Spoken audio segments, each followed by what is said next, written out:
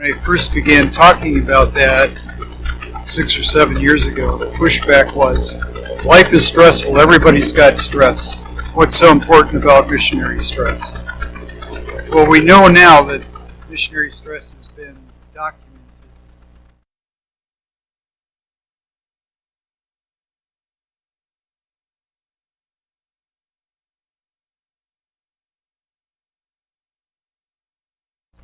And scored 200.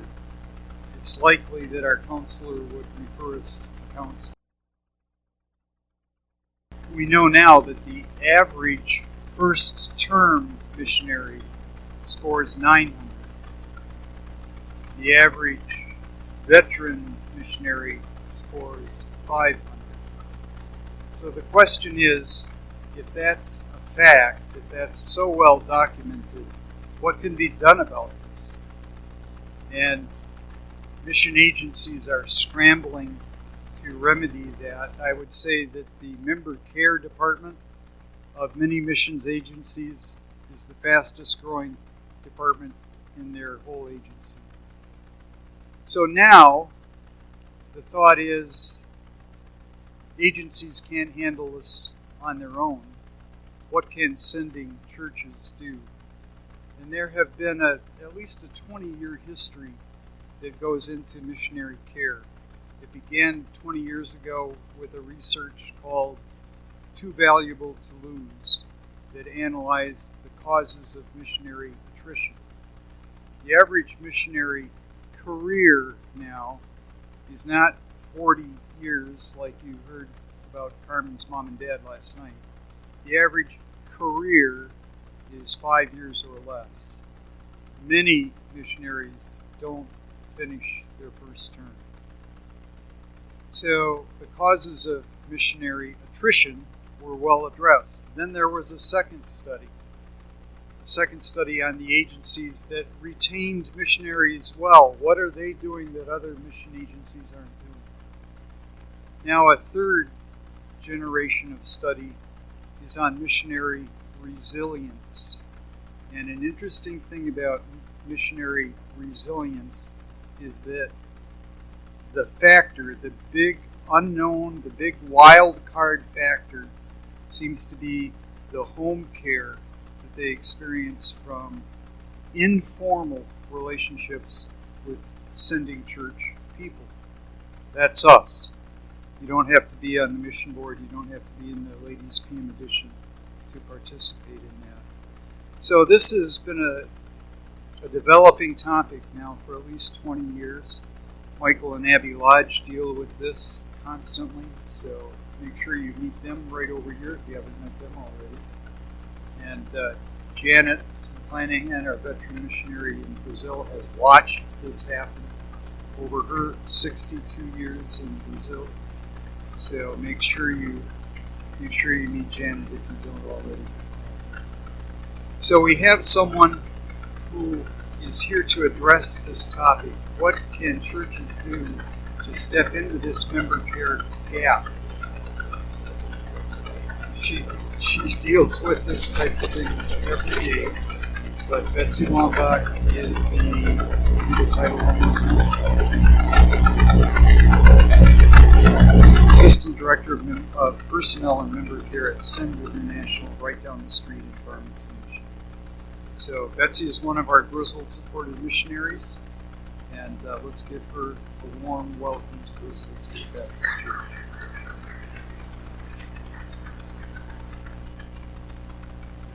Thank you. And if anybody, I don't know if somebody can look at that. Is it going to come off? I've had so many where they go, hello, and they come off. Okay. Now, if this was in my home church, which is back in Philadelphia, or if this were at Send, everybody would be saying, Betsy, stand up. So,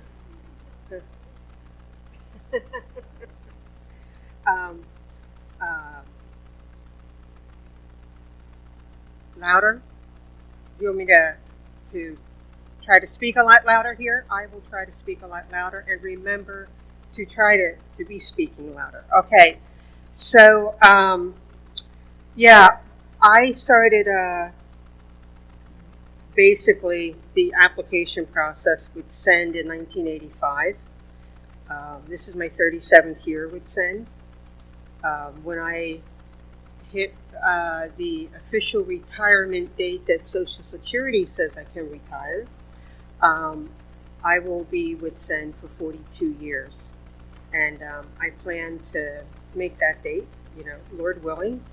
But when I came into SEND was at the time known as the best member care mission among all the major, the bigger missionary agencies in the U.S. And do you know what made them such great member care people? Retirement, that there was retirement, okay, and good insurance. That was the definition of member care. That was it. Because many missions at the time did not offer any kind of retirement. There was no type of, I get smacked on the hands every time I say pension. And it's like, no, it's not pension, it's retirement. That was it. That was the definition. And SEND was offering all of those things. And I still sometimes get phone calls from churches saying, how long do I have to support the retirees? We can't send out new missionaries because all of our money is going to retirees. Now, because those missions did not have a retirement fund for the missionaries. That's why the churches are still supporting it. Now, I want to give those missions kudos in that the fact that they are still giving and taking care of them. And there was somebody at the time, the last phone call I got, usually these phone calls come from, we know our missionary so-and-so is going to be retiring. How long do you want us to keep supporting them? How many years after retirement? And what I said was, none. The day they retire, we will not receive for them anymore, unless they've got a special ministry they're going back to overseas, but not monthly support. And they've been so surprised, well, how are they supposed to live? Well, it's because they've been putting into Social Security, no comments on that one, and they've got the retirement from SEND. So they, like I said, they're just so surprised that that's what we have. But on the other hand, that is not member care anymore. Member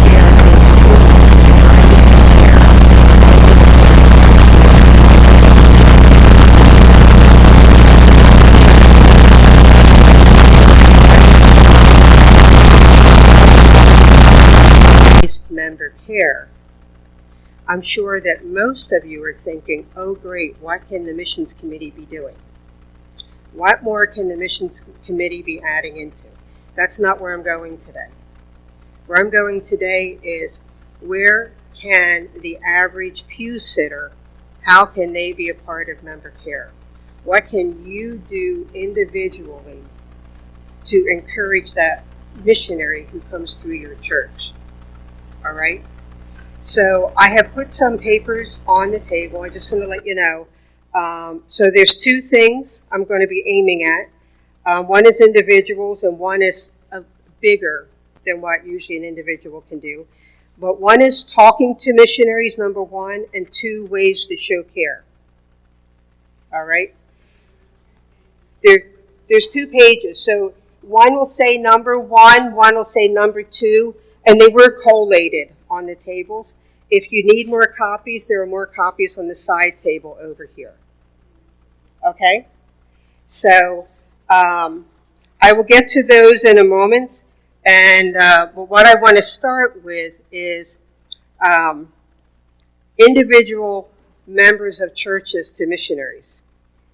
How many people in churches? Oh, let me just stop a moment. Does everybody have copies? They were collated on the table, but you may not have realized it, and one person took one and one person took two. That's a different thing. Oh. Here's another set.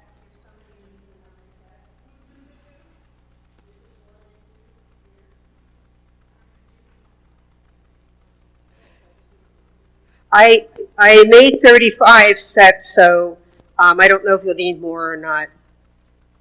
But I'm going to refer to those, and I will read those in a bit to you. We can read them together. But what I wanted to talk about is, just to start with, how many are intimidated talking to a missionary when they come to your church? I see some heads nodding. Yeah.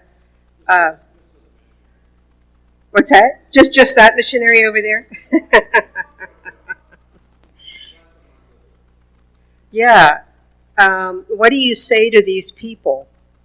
Many times, missionaries have been held up as these super spiritual people, and reality is they're no different than you are. Many times on the field, especially my first term, I would say to the Lord, what am I doing here? I didn't think that I would make it through the application process. I didn't think I'd get the support, but I just kept saying, Lord, I'll take the next step until you close the door. Found myself sitting in Madrid in my flat and thinking, I remember literally saying, but Lord, you were supposed to close those doors. They weren't supposed to go through. I didn't think that the people I put down as references would want to refer me, but I ended up there anyway. Okay, and how many missionaries do you think are intimidated by talking to church members? Yes. Missionaries are just as intimidated talking to you. Missionaries are as much introverts as you are. And I don't know if you think of that. You think of somebody who's going to go overseas and share the gospel with people and maybe, really have to live through some creative circumstances, face a lot of spiritual warfare. You think that they're going to be, the people who go out and they're going to be on the line and they're going to, Let me tell you something. I've seen a lot of those people raise their support in an amazingly short amount of time. I've also seen them not last. All right? So the people who, as I always say, the people with the cow and the dog and pony shows are not necessarily the ones who are going to last for the long haul. It's the people who are steady and will keep going. Well, one thing I'll tell you about being the missionary visiting a church, when they say, "Oh, here, we put up a table for you, put stuff, put your things on the table, put out your prayer cards, whatever you would like to put out on the table." I cannot tell you how hard it is to stand there when the people going by are doing this, looking up at the ceiling. What was I doing? They're they're swiping the wall, trying to get as far away from you as they can, and looking as far up as they can because they don't want to look you in the eyes. So one of the things I want to talk about today, too, is how do you approach them? So what are missionaries really like? They had better have a sense of humor or get one real quick. All right. They are going to go through so many things. I tell our appointees so many times, just keep smiling. Just keep smiling. People are so well-meaning, and they say such dumb things to you. So they have lots of funny stories. Tons of funny stories of things that happening. Some have exciting Indiana Jones stories. I say that about my housemate. She served with ABWE in Brazil also, and she was in Amazonas in the jungle. And oh my goodness, if they wanted to take the mission plane out for furlough, which it didn't often because it was really expensive, it was either that or a week on a riverboat. So if they did it, she was right on the Amazon, and you can't stop a pontoon plane even on the Amazon. it's too fast, it keeps moving. So they would have to get somebody in a speedboat they would go out in a speedboat. The speedboat would have to be going the same speed as the plane was going down. So the plane could not stop, remember? So the plane had to keep going. And then they had to climb from the speedboat and throw their own luggage up, and then climb up into the plane, and then pay the guy in the boat who took them out. Okay? And she said she never fell. Almost did a couple times, but never did. So I tell people she has the more exciting stories like that. A couple of ideas. I'm going to go through ways to talk to missionaries, but some ideas for you when there's somebody in your church, whether it's a missions weekend, a missions week like this, or if it's a one-off missionaries in the area, and they're going to be coming and they're going to be sharing in Sunday school, whatever it may be. Ask them to sit next to you if there's a breakfast or a banquet. I have sat through many a banquet or a breakfast where everybody sat down and sat next to their friends, and I'm just standing there. And so I go and I find a seat, and everybody keeps talking to all their friends. This is common for missionaries, okay? So if you see them, bring them over and have them sit with you, okay? Ask them out for coffee. Most towns now have some kind of a coffee shop, a place to go for coffee.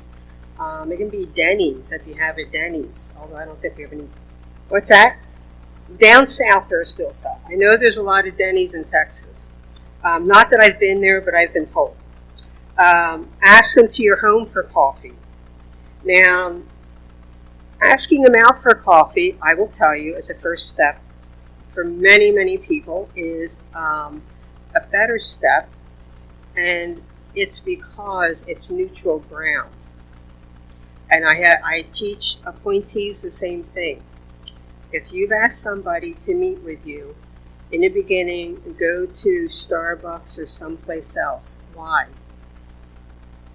If you invite them home, how do you get them out of your house? How do you get rid of them? They may want to stay too long, and you thought, oh, a nice hour. And 3 hours later, you're thinking, I got things to do and places to go, okay? So later on, if you get to know them better, you might want to do that. But to start with, and then we're going to go through the questions that I have. And I'm going to just do a few more words here, and I'm going to go through the other two blue sheets. So as Tim mentioned, when I joined SEN and I signed up long-term / career, it was until I retired or the Lord decided something else. But I had no intention of coming back, although I will say at my first banquet for SEN, I was shocked at the people getting 15-year tenure awards. I couldn't imagine making it to 15 years. I was planning on to retirement, but I still couldn't even comprehend 10 or 15 years. 20 years ago, that was 10 years. And we were so surprised at 10 years we had all these missionaries coming back. And we said, well, why are you coming back now? And they said, well, we said we'd be, do a career, a long term. We said, yeah, and it's only 10 years. And they said, well, that is a career, 10 years. So now, as Tim mentioned, it's 5 years. And this is not just missionaries. Kids are being taught that they only should be in a career for 5 years. My own nephews and nieces have told me this, that in 5 years you need to move on. Because if you don't move on, you're going to get stuck in a certain pay level. So if you really want to get more pay, you have to move on. And we've had, young people tell us, no, 5 years is a full career. And when we first started hearing that, we were shocked. And we say, well, you said long term. And they said, well, that is long term. If I didn't want to go long term, it would have been 3 months. At the end of your first term, you're just getting comfortable in the language. That's it. You're feeling, maybe you're no longer petrified answering the phone. Because when you answer the phone, you don't know what they're going to say, and you can't see their face. And answering the phone is one of the hardest things in a second language or third language. Okay? Missionaries, as Tim said, who come from churches that truly care, those missionaries last longer.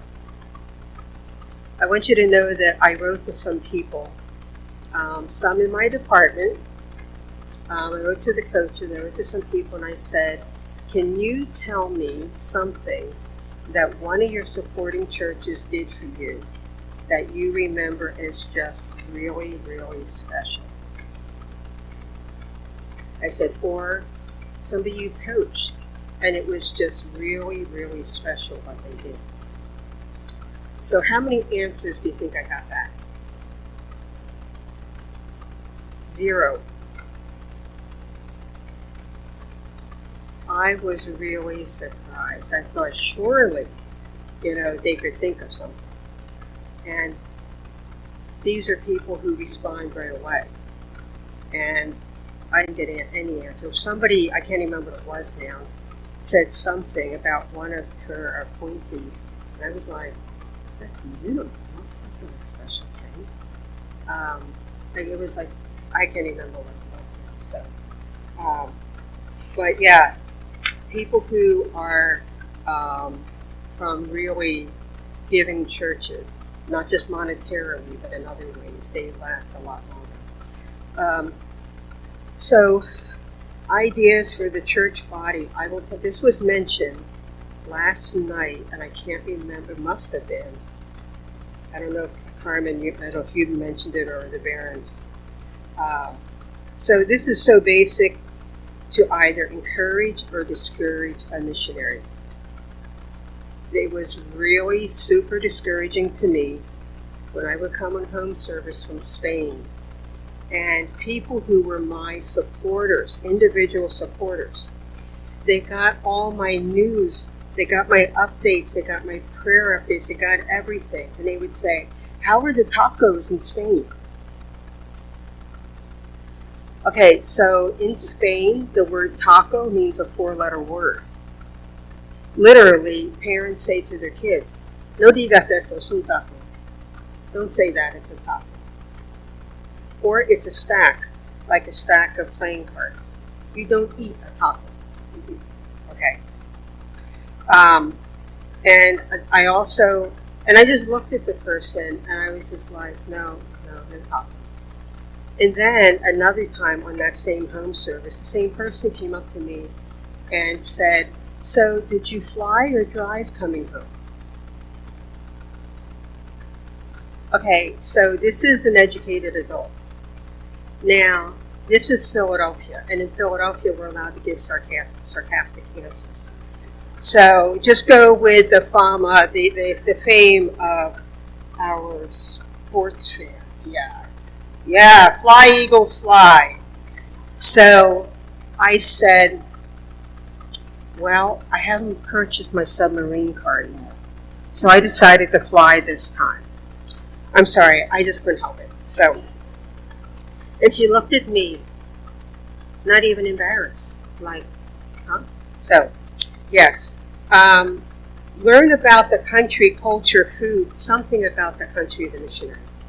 If you've got missionaries coming in, Wikipedia, you can look it up on your phone. It's not even that long when you look that one up. Okay? It'll give you like paragraphs of different things. Look it up. Know something about them. Know something about their country. Look on a map. Look on a map and find out where it is on a map. It means so much to them if you just even have, okay, it's a Central African Republic. Okay? It's in Europe. You'd be surprised how many people don't know what's in Europe. I don't know if you know, but technically Moscow is a part of Europe. Now, Putin doesn't want to go with that, but technically, if you look at geographic lines, and Ukraine is definitely a part of Europe. So, although we call it Eurasia, but just look something up.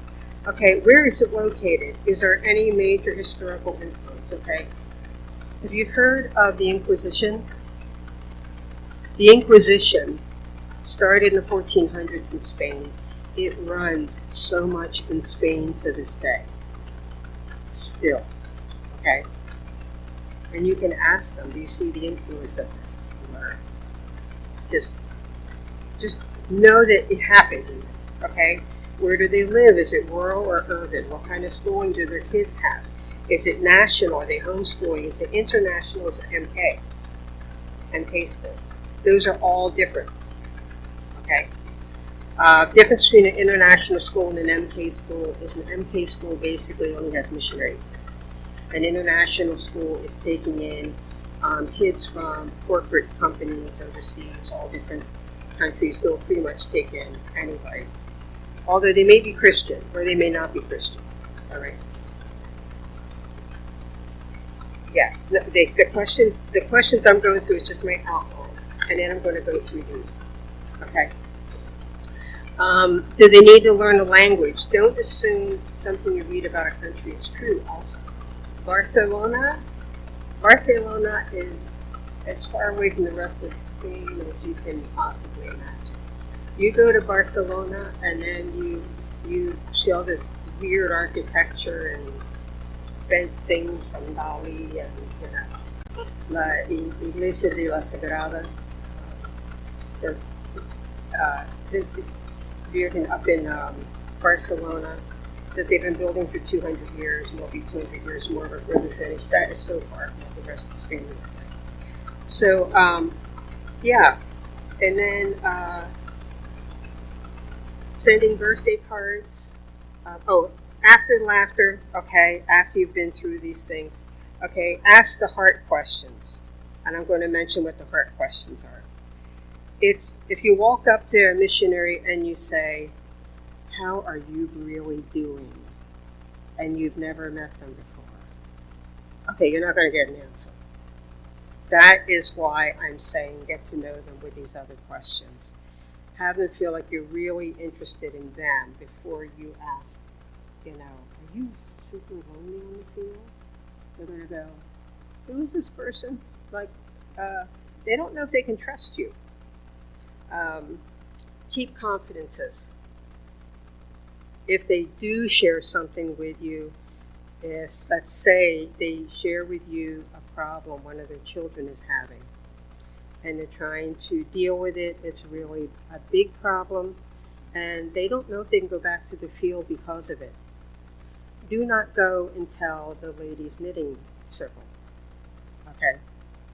Unless you have permission, all right? Sending birthday cards, Christmas cards is great, but write in the card. Don't make it an autograph card. I didn't mind autograph cards my first term, but after that it got really kind of disheartening. Just tell them about the birds you see out the window in their yard. Here, tell them about the freighters. I saw a freighter on the way in today, so coming from Marysville.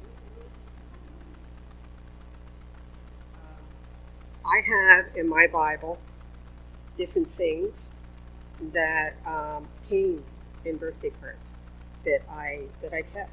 All right. Let me see. This was the best one. I read this over and over. Okay, it's somebody sent it to me. It's called Lean Hard, and it says it's a poem. Child of my love, lean hard. Let me feel the pressure of thy care. I know thy burden, child. I shaped it, poised it in my own hand, made no proportion in its weight to thine unaided strength. For even as I laid it on, I said, I shall be near, and while he leans on me, this burden shall be mine, not his. So shall I keep my child within the circling arms of my own love. Here lay it down, nor fear to impose it on a shoulder which upholds the government of worlds. Yet closer come, thou art not near enough. I would embrace thy care, so I might feel my child reposing on my breast. Thou lovest me, I knew it. Doubt not then, but loving me, lean hard. This came in a birthday card from, can't even tell you now. This got me through so many dark moments in Spain, really difficult moments. And I have copied it and given it out to so many people. But just something like that, if you have something that means a lot to you, just make a photocopy and put it in a card. So I am going to jump over to what I put on your table. Ideas for talking to missionaries. I'm going to read these through. Some of them I may jump over. And again, some of these you'll see I touched on, but I'm trying to give you words that you can actually, questions that you can have if you don't know what to ask missionaries. Okay? So, and I split them up. Okay? So, for the back of the church or at the table that they've been given in the hallway. Okay? So in the back of the church, what do I mean?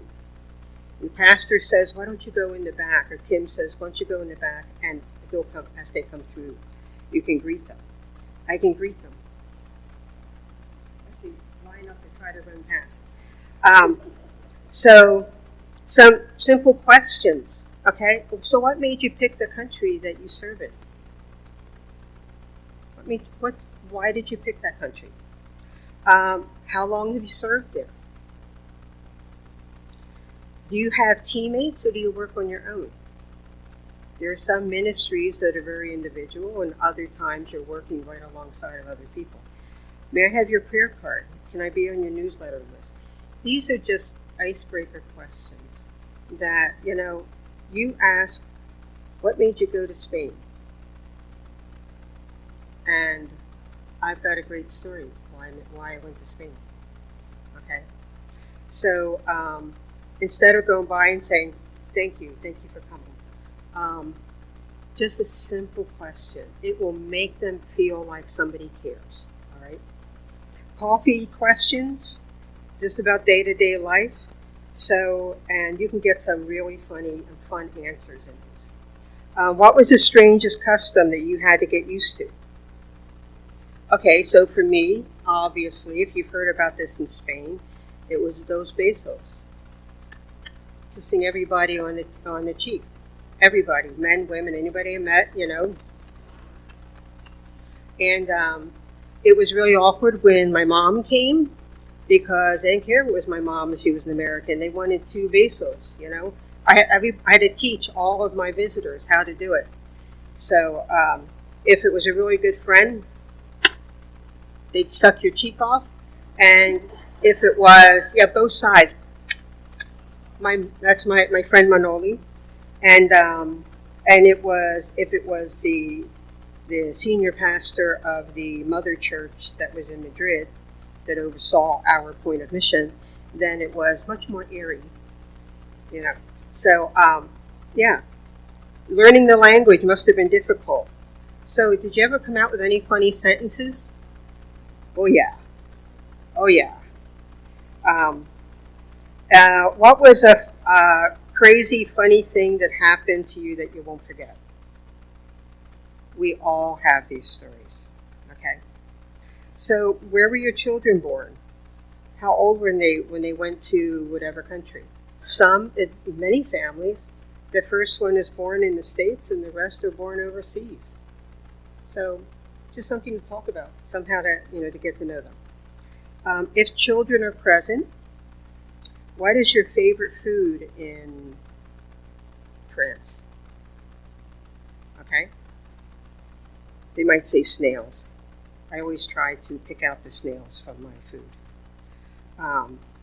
And usually little kids next to me wanted my snails anyway, so I made the kids happy. They had little faces you could see. So, little blackened faces. So, so what's your favorite food in the U.S.? And you can ask that of the children. Or you can ask that is kids.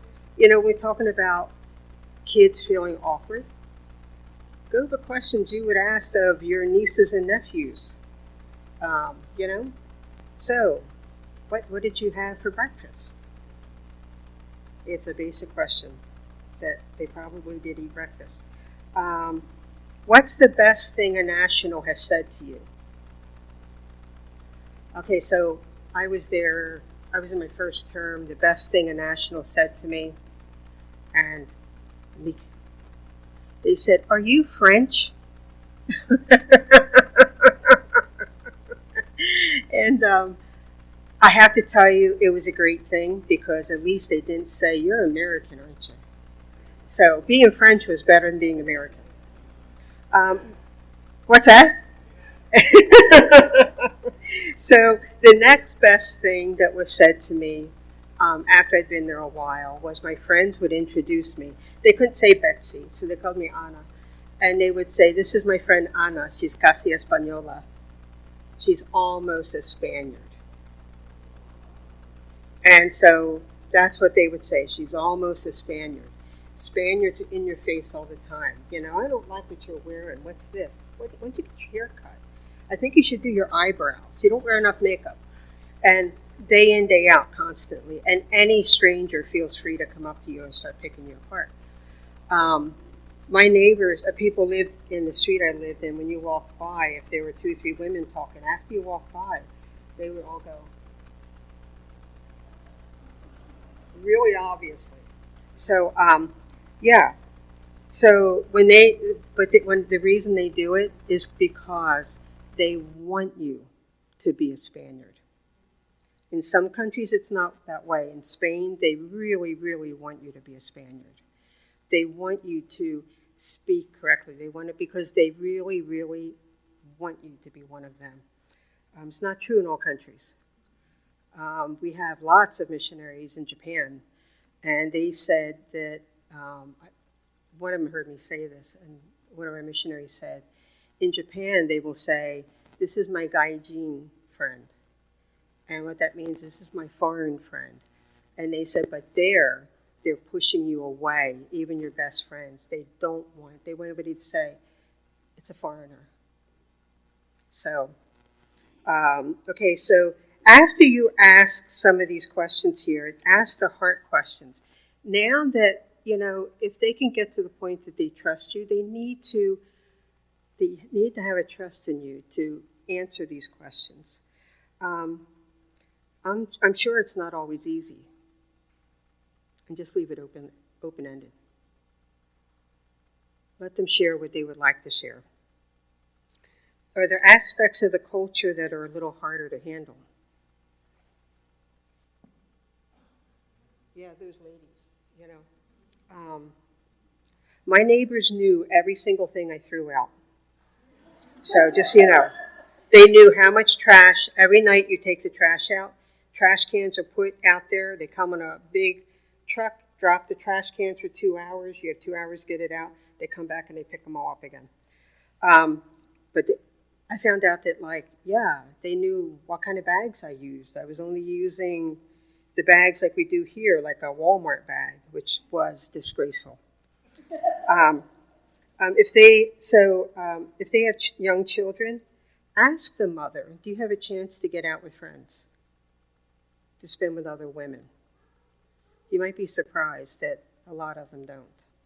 Ask them, are there babysitters? There may not be babysitters.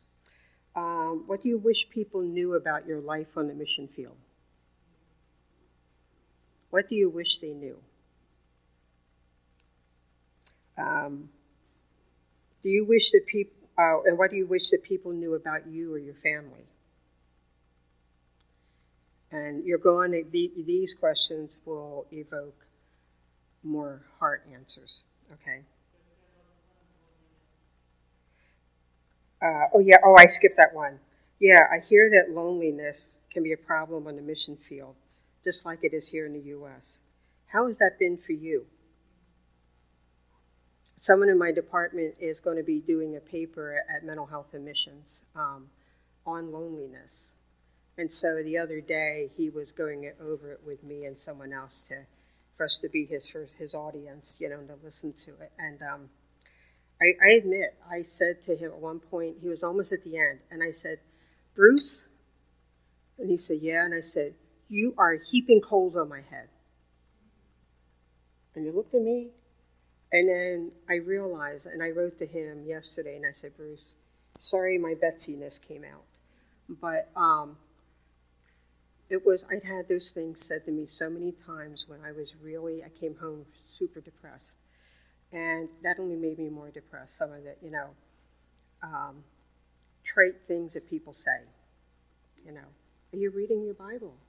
Okay, most missionaries, first thing they're going to do is go to their Bible, no matter how they feel. So, okay. Then things to don't ask. Don't ask. How many people have you led to the Lord? In Spain, it takes an average of 8 years with a friendship to get them to actually listen to you share the gospel. Okay? This is why 5 years doesn't work. Okay? So, how many of you baptized? How many churches have you started?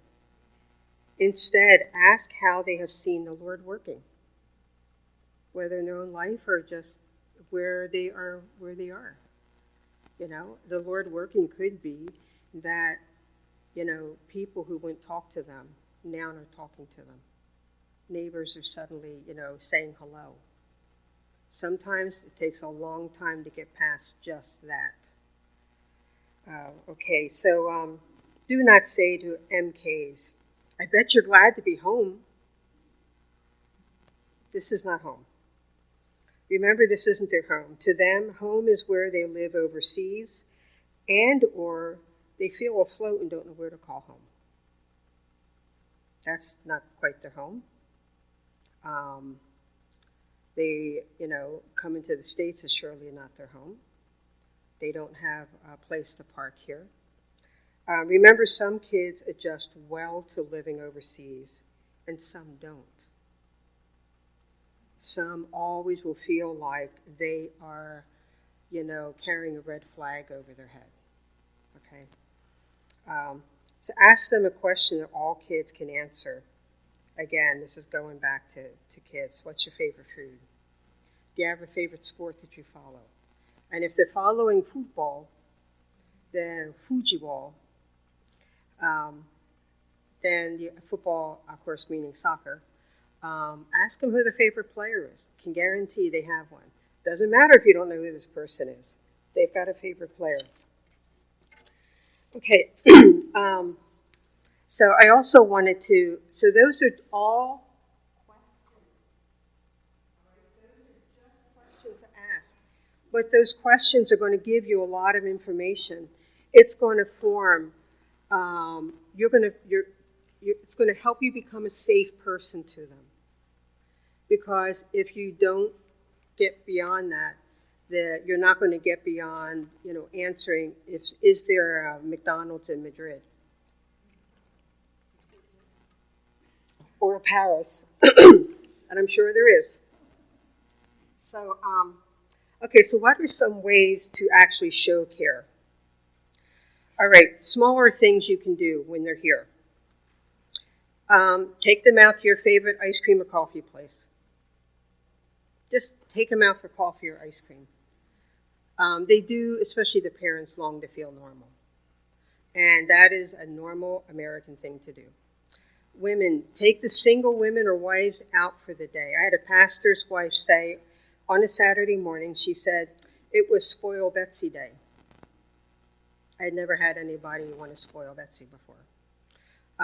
So that church is in New England. So we drove up the coast. Gorgeous, gorgeous. And stopped and took pictures. At lunch, we went to a place, and I had never had lobster. I'd have, you get something that says a lobster bacon. There's something maybe in it that could be lobster, could be, could be anything. So she said, We're ordering lobster. And she said, order what you want. And she said, then we're going to order a lobster, and you can try it. And she said, if you don't eat it, I will. So, I decided lobster was pretty good. We went to Portsmouth for ice cream, and then we drove back, and it was just a nice day. And to have somebody wanting to go anywhere I wanted to go and just doing things, okay? Take a family out for putt-putt or to a trampoline place. Now they have those places you jump on tramps, okay? Laser tag is another good option. Just take them out to do these things. Laser tag, if the kids can shoot their dad, that'll be a good time. Take the kids out to one of these places and send the parents off for a nice dinner. So give the parents a night out. Send cards on birthdays or holidays, whether it's an individual or a group like a Sunday school. This is what I had just talked about. Put a paragraph or two in about anything. Like I said, now for Carmen, it would be I'd want to hear what birds are showing up on the deck. If you ever go to her house, kick her out of her chair and you sit in her chair. And you'll get to see lots of birds come. She has the perfect spot where her chair is.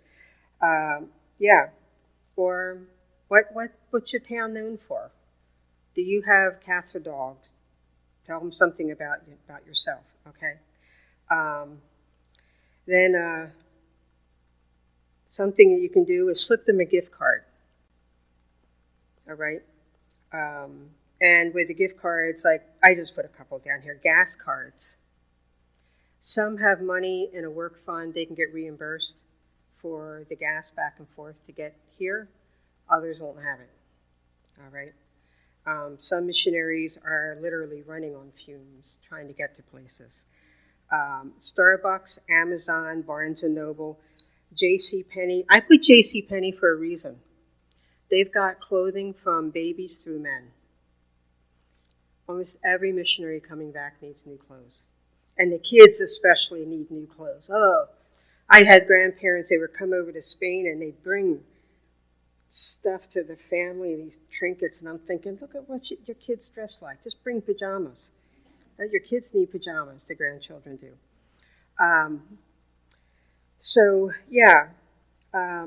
Like a Barnes & Noble gift card, like if I get one and I go to Barnes & Noble, there are things I would buy because this book is the next in series, I really want this. But if it's a gift card, I'll go, I really want that, but I'm not going to put money out on that. But then I would splurge. I'm hooked on maps. I don't care if I've never even been to the place. I can lose hours in a map. So I go over to the map section of Barnes & Noble, and I look at them, and then I'm like, you don't need a map. So,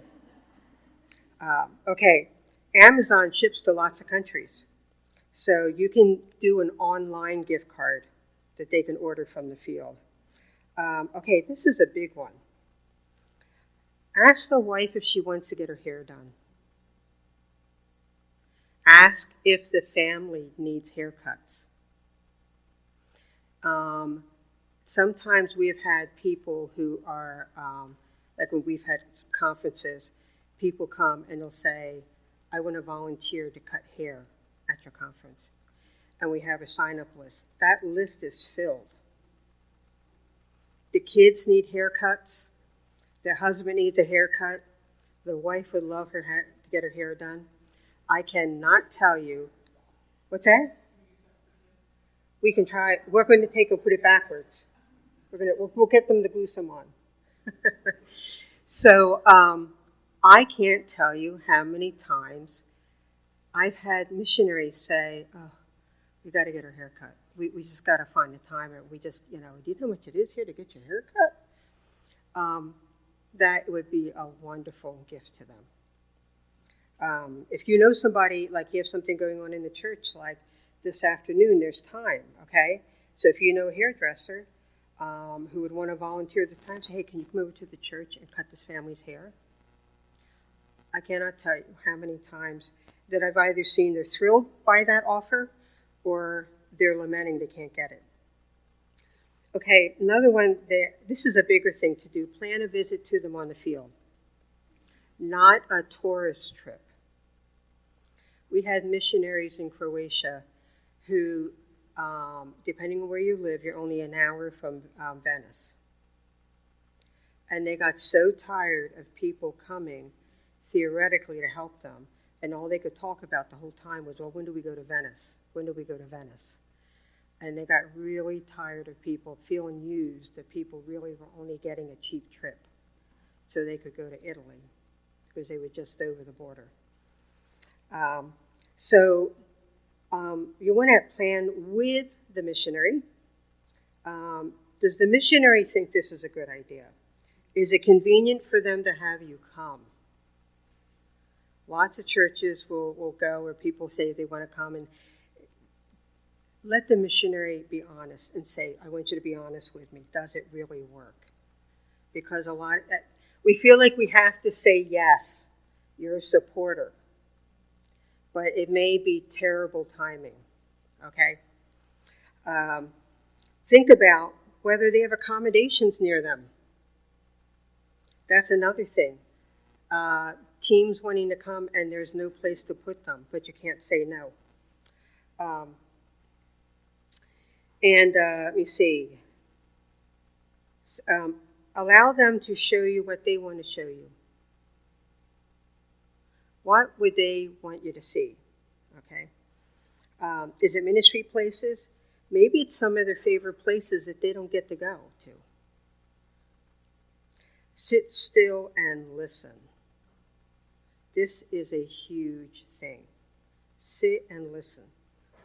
I got stuck at a missionary's house in a very isolated area. This was a fly-in, fly-out only. And every time we were supposed to fly out, something happened. There was bad weather.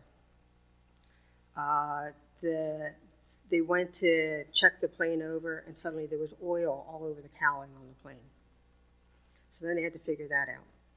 They took the plane up, and it was only a 6-seater, but it had retractable wheels. Took it up after they got the oil problem fixed, and the landing gear wouldn't come down. It's another problem. It went on and on.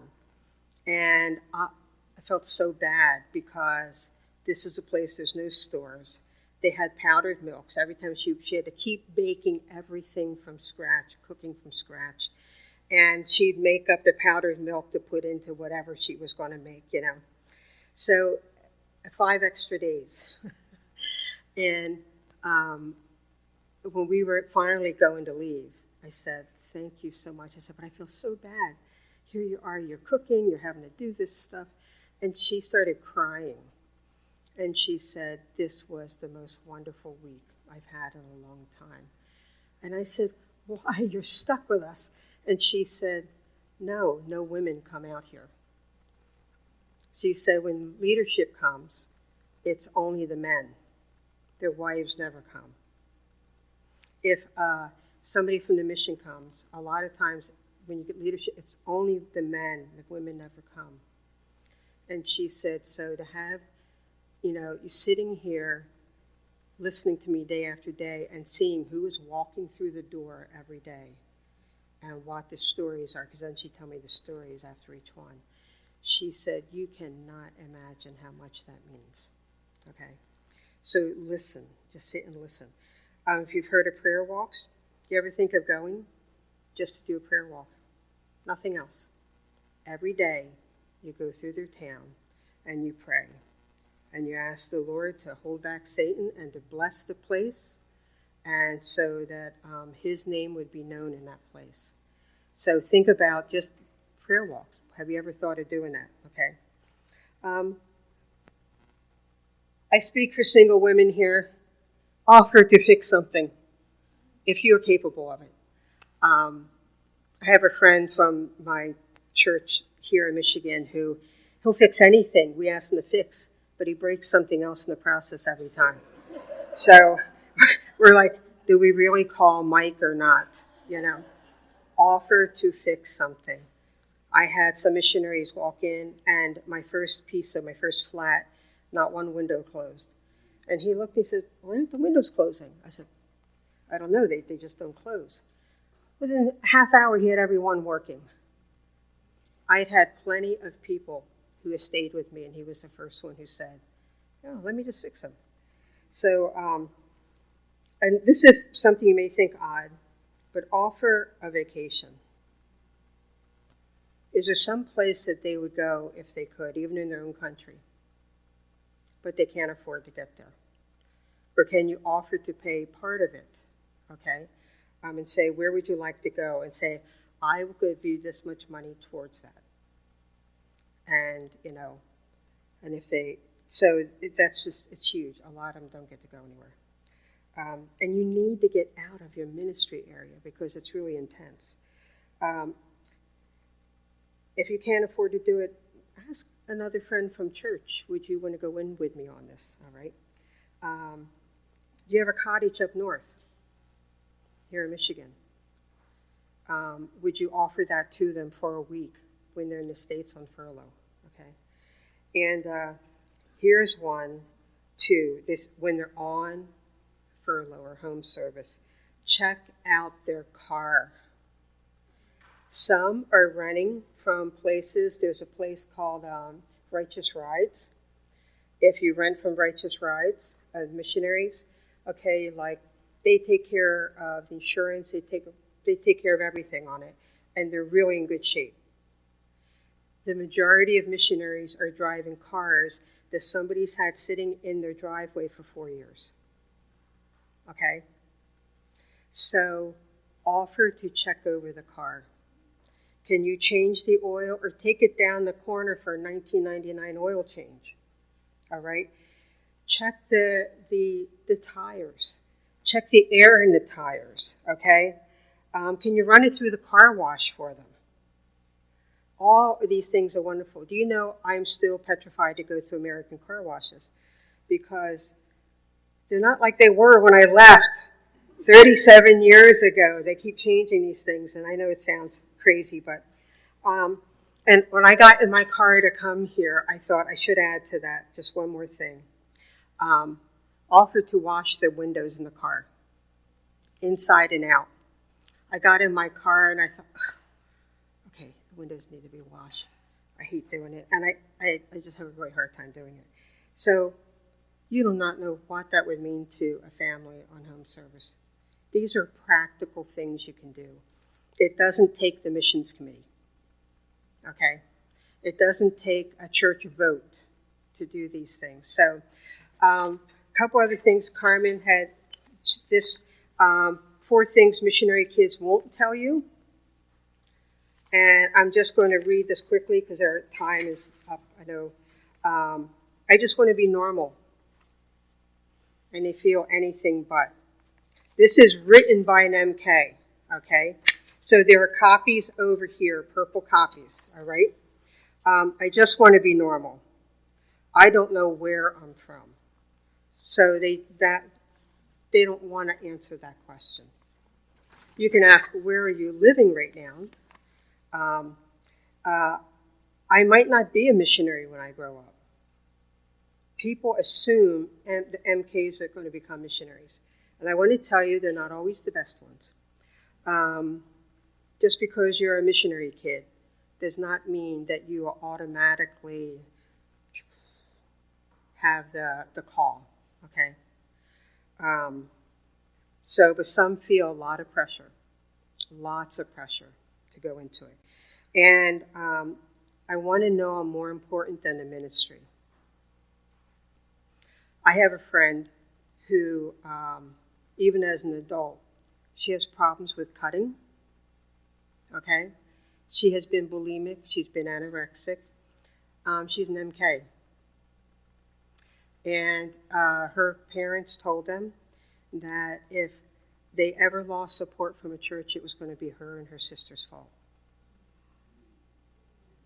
That they had to always make sure they were dressed correctly for the church, even though they didn't have to use it for themselves. They always had to have a King James Bible. They always had to do their hair a certain way.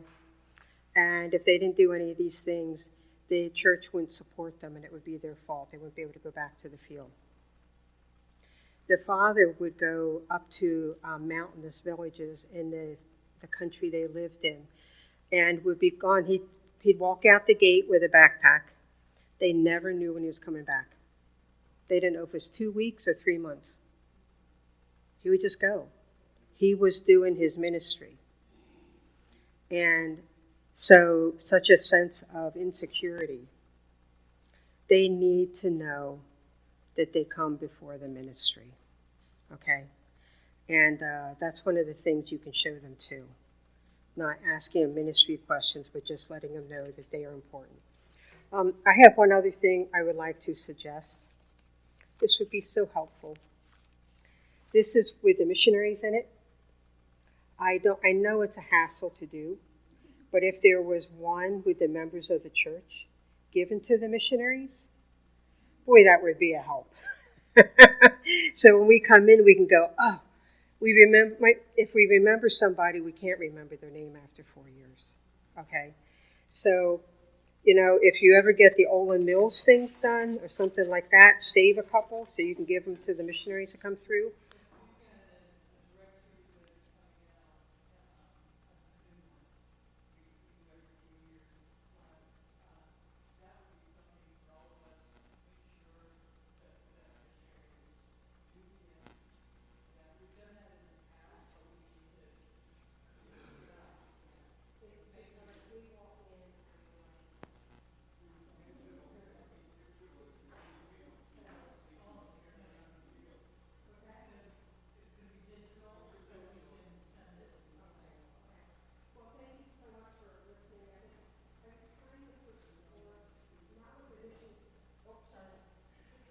Not with the missions committee. Stand up, thank you. Not what the missions committee can do, but what you can do. And what you can share with other people in the church who are not here. Okay? What can you as an individual do?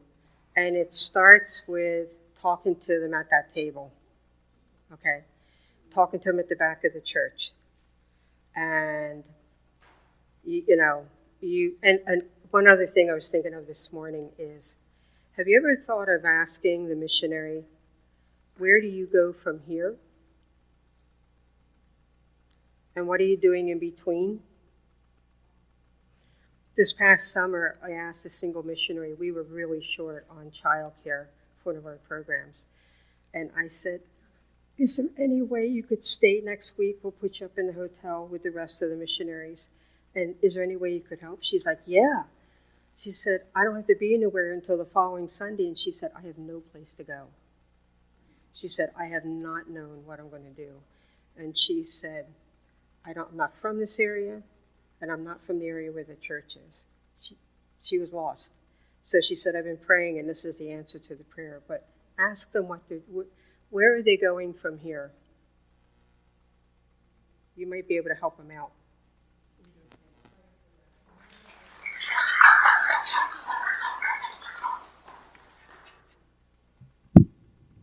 Bring this up to adult level.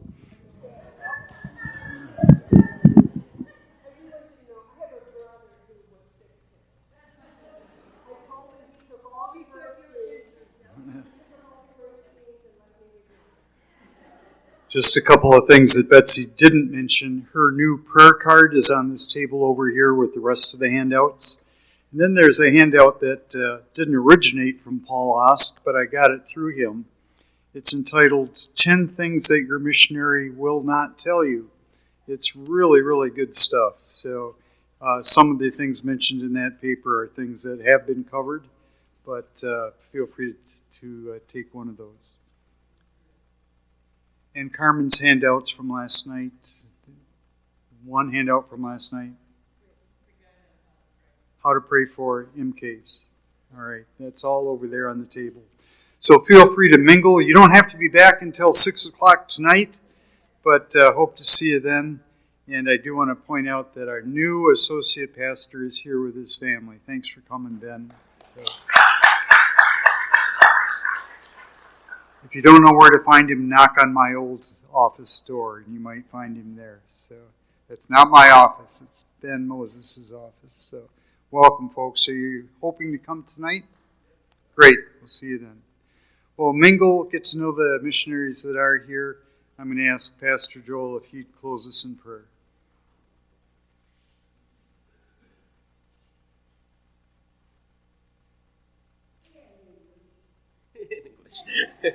Well, you could translate for me. All right, let's pray. Father, we do thank you again for the opportunity that you give us to be involved in what you're doing all over the world. We thank you for Betsy Wombach and the work that she does with missionary care, and for the many others in the different agencies who are involved in this very important work. We pray for our missionaries, that you would encourage and strengthen them and give us the ability to see ways that we can help in that encouragement and strengthening. Help us to be observant and see opportunities and be courageous and take those opportunities. In Jesus' name,